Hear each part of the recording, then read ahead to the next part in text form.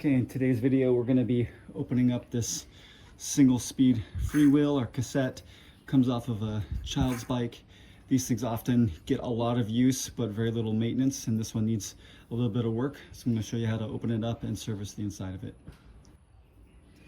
Alright, so what you'll see on yours is that there's two holes on it, and those are the anchors for being able to twist this cap off and open it up. And you can do that by putting maybe a nail or a similar kind of item and tapping it with a hammer.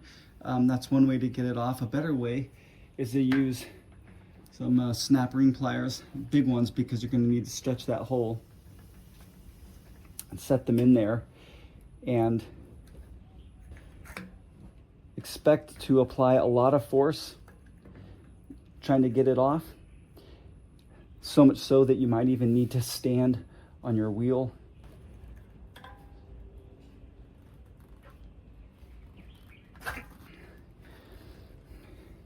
And then it will break loose. Notice that we are spinning this clockwise. So make sure that you get that right and don't end up over tightening it. But once it starts to come loose, you should be able to open it up by hand.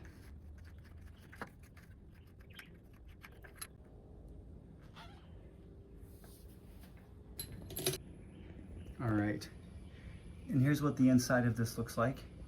You can see it's just filled with a bunch of bearings and balls here, and mine have become off center and out of place, and they're not well lubed at all. So we're gonna clean these out, clean them off, re-grease this, put the balls back, and then seal it back up.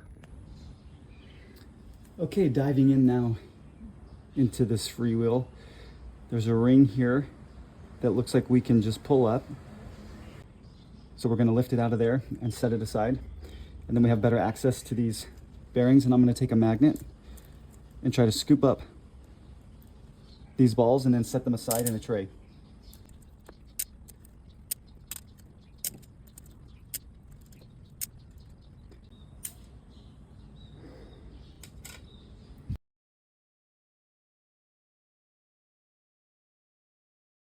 Okay, and then once you've got all the balls out, you can go ahead and lift this off.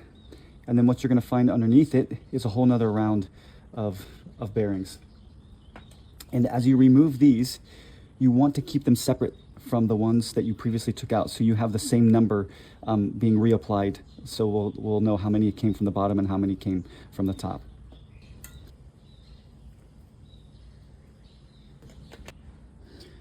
Okay, once you've collected the balls, make note I had 44 on top and 44 on bottom, so the same amount. And that will get us in here to the middle, where we have a standard setup.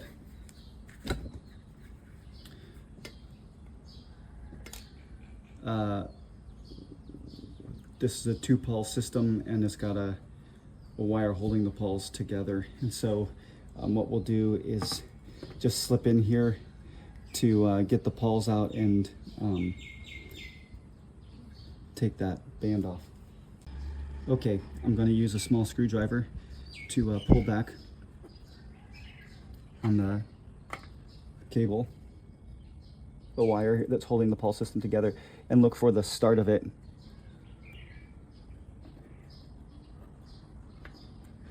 And as I do that, I have one pawl that came off, so we're going to set that aside, keep it safe.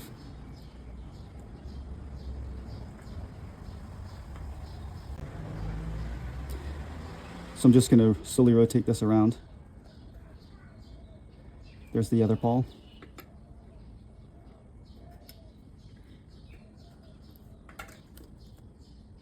And then get that off of there. This will allow me to clean this up. I also want to make note here that this band has a lip on it, like a curled end, and that was facing up. So when we go back together, we'll put it back with that end facing up.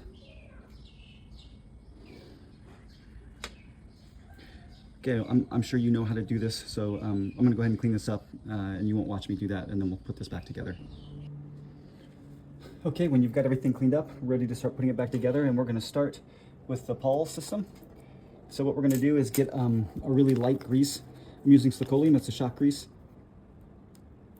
You don't need very much of it. You don't want to over grease this part of the system because it will just gunk it up and keep it from doing what it's supposed to do.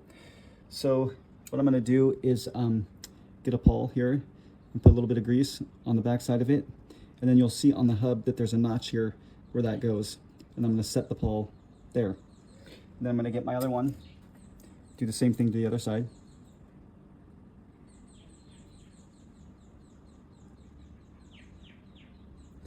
And then once those are in there, we're ready to put the spring on.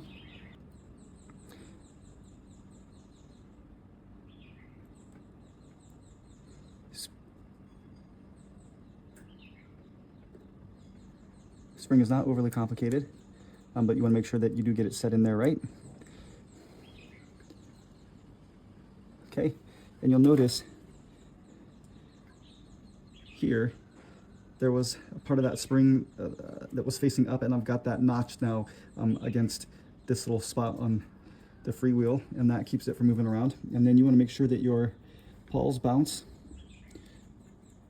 It's taking a second to make sure that those do that. Okay, now the pawls are installed and we're ready to install the bearings.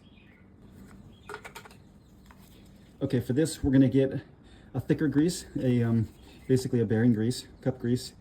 And the trick here is that we're going to put the grease here on the hub where the ball bearings are going to go, but we don't want to gunk up the system where the pawl is. Otherwise it won't work like it's supposed to. So this is why a paintbrush or something similar to that is a good idea, and we're just going to put a light layer of grease here where that goes.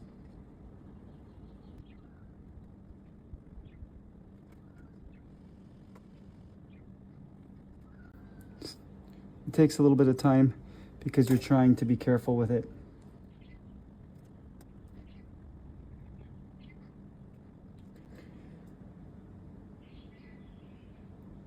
Okay, when you're satisfied with the amount of grease on there, we're going to start installing the balls from the lower race. And I've just grabbed them here with my paintbrush because it has grease on it, and then I'm just going to start installing them as we go around the edge here.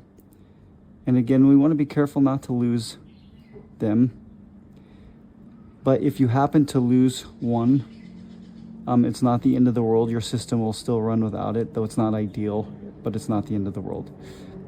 So you can see what I'm doing here. I'm just gonna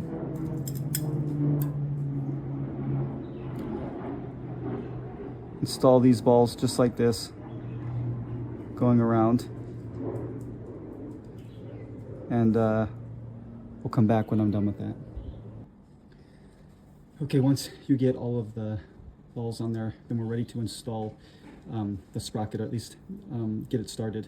And the thing you want to make sure is that you could put it on upside down, and the way you know you're going to put it on right side up is that the pawls here have to catch against a ridge, so you want to make sure that you have it oriented in that kind of way. Now, the other thing is that this is the other side of the bearing race, and so we're going to need to apply grease here. And again, as we do this, we want to be careful that we stay out of the area where the pawls are going to sit, and don't want to gunk that up. Otherwise, the pawls will catch, and then the hub won't engage when you're pedaling forward. So trying to keep that area free of grease, but make sure that there's enough grease in here for these balls to, to do what they're supposed to do.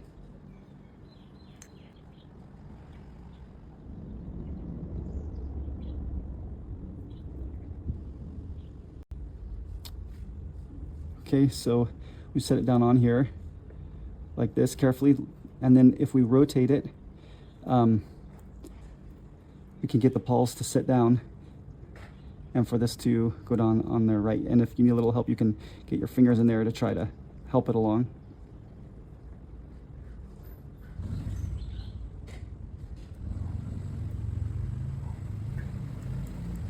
Just like that. Okay. So now that that's ready to go, now we'll work on the top here. Now for the top side, which could be a little bit trickier, but what we need to do, excuse me, what we need to do is fill this race with grease, and then we're going to grease the top race here, and then probably put the bearings on the top race and then try to set it down, but we'll see how that goes.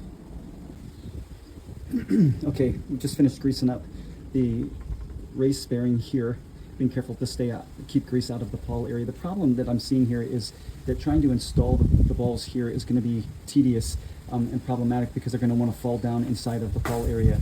And so what we're going to try to do is we're going to take the top race and put the balls around it, and then we're going to install it that way. Before we do that, there was a set of spacers that came out of here.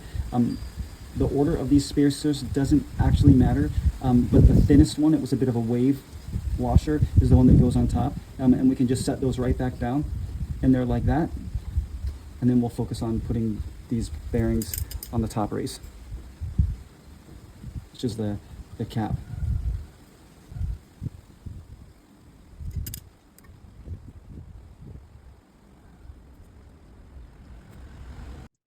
Okay, that took a few minutes. So we're just going to flip this over and set it down. And then we can use a screwdriver to help kind of get these balls to sit where they're supposed to.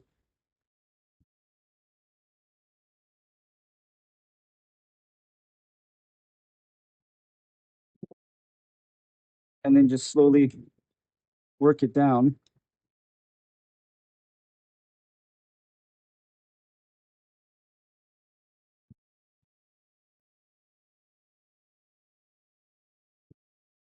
And what I'm doing is I'm screwing the cap down. I'm watching carefully that I don't have any of these bearings messing up.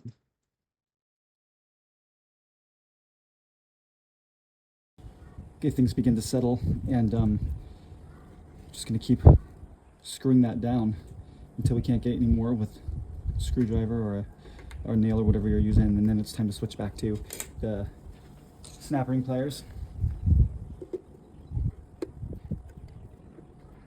That gives us a little more leverage.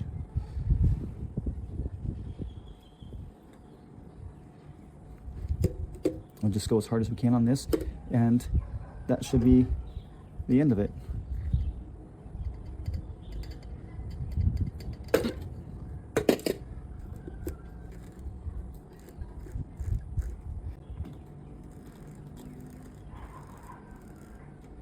So the key that you want to make sure is that the pawls are sticking. Mine are. So I'm going to consider that there's no lateral play here. This is pretty successful rebuild. That's how you fix a single speed freewheel on a kid's bike. It's the same design on a lot of other bikes as well. Hope you enjoyed the video. Now go over and shun your bikes.